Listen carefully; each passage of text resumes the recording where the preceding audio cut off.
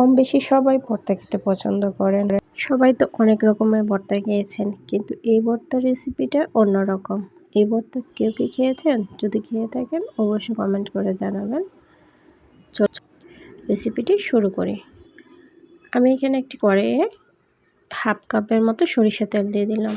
তাতে দিয়ে দিলাম 2 কাপের মতো পেঁয়াজ কুচি এবং সাথে কিছু আদা কুচি দিয়ে পেঁয়াজটা হালকা ব্রাউন কালার করে ভেজে নেব।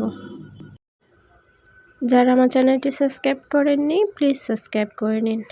পেঁয়াজটা আমার হয়ে গিয়েছে, এখন পেঁয়াজটা নামিয়ে নেব। সাথে ভেজে নেব 1/2 কাপের চেয়ে কম আদা কুচি। এখন দিয়ে দিব মুরগির মাংস, হাড় ছাড়া এখানে মুরগির মাংস নিয়েছি।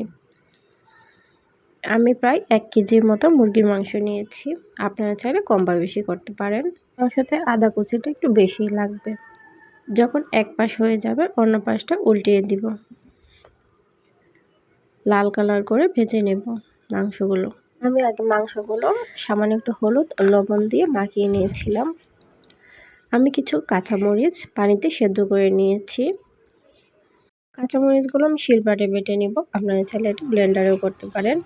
এবং মাংসগুলো হালকা একটু বেটে নেব, একদম বেশি বাটতে যাব না, হালকা করে। দেখেন কীরকম হয়েছে। এখন আমি ওই তেলে দিয়ে দিব মাংসগুলো এবং কাঁচামরিচ বাটাগুলো, সাথে দিয়ে দিব স্বাদ মতো লবণ।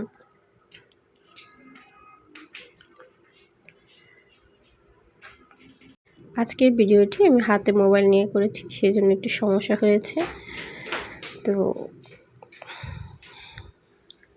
I am sorry.